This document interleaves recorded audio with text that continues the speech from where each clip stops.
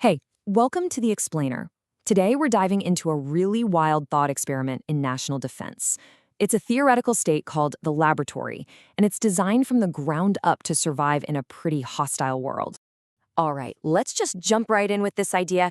Imagine a nation where national defense isn't about honor or glory, but a fiduciary duty. It's all about a cold, hard calculation of asset protection. This is a system that basically swaps out patriotism for profit and loss statements.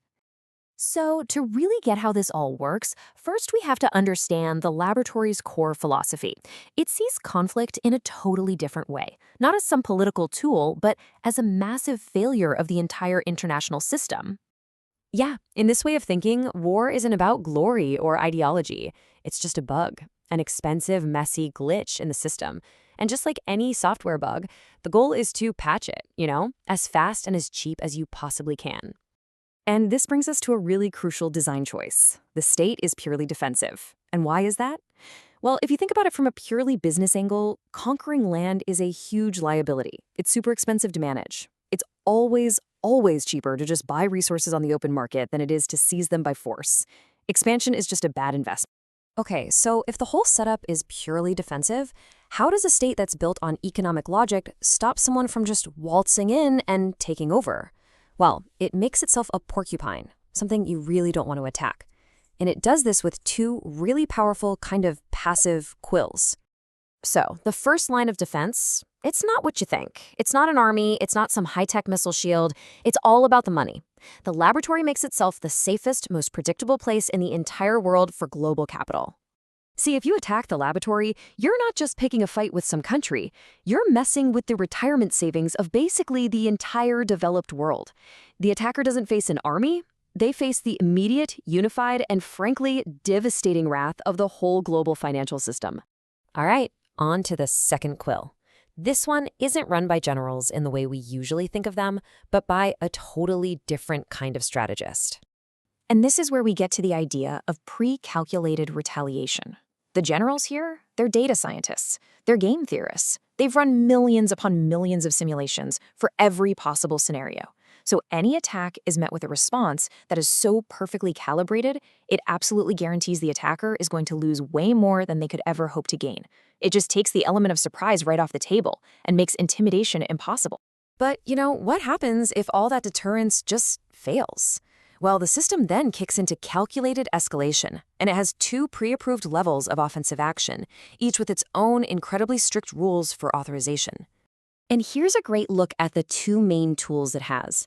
For the small stuff, let's say a hostile labor acting up, the system uses the scalpel, a very limited, precise package of surgical strikes. But for the big one, an actual invasion, it brings out the sledgehammer, which is designed for total war. Now, going to total war? That's not some emotional decision made in a fit of patriotic rage. No way. It follows this really strict ping-pong process. The people might be screaming for action, sure. But then the technocrats, the academia, they step in with the cold hard bill, the exact cost in lives, in money, and in economic recession. Only then can the legislature decide if they are truly willing to pay that price. This whole process forces everyone to stare the true cost right in the face before a single shot is fired, and there's even a built-in timer to prevent endless wars.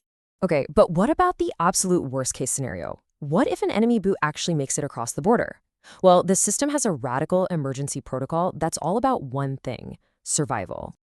The second an enemy soldier sets foot on their soil, all the political debate just stops. Speed is everything. The nation's leader, the rector, gets absolute power for 30 days to get things stable. But, and this is a big but, that power is temporary. On day 31, they face a mandatory audit. If they abuse their power or if they failed, they are out immediately. And what happens after they win? It's not about revenge.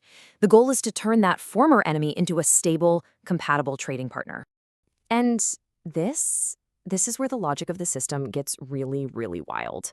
To make sure its soldiers are properly motivated, it literally ties a soldier's personal wealth directly to how the war turns out. Okay, so get this. The entire military is basically a publicly traded company, and every single soldier is a shareholder. So when an invasion happens, the value of that defense corp stock just tanks. And just like that, the soldiers watch their personal net worth completely evaporate overnight. So the only way for these soldiers to get their money back, and then some, is to win. A decisive victory makes the stock price absolutely skyrocket, turning every single soldier into a millionaire. The source material calls it a short squeeze of victory, which is just an incredible phrase. This whole financial setup has a really interesting side effect. The military itself becomes hostile to the idea of a mass draft, because, bringing in a ton of new soldiers would just dilute the value of their shares. So they'd much rather pour money into autonomous drones and advanced cyber warfare than send expensive human bodies into a fight. And finally, this entire system, from the top brass all the way down to the front lines, is locked in place by one final ultimate law. See, in the laboratory, if you're a general and you mess up, it's not just the end of your career, it's a crime. If the state gets invaded because you were negligent or unprepared, you are put on trial. There is absolutely zero immunity for being bad at your job. So when you put it all together, what do you get? You get a system where every single person involved is financially driven to maintain peace. The generals stay out of prison by preventing war. The soldiers get rich by preventing war.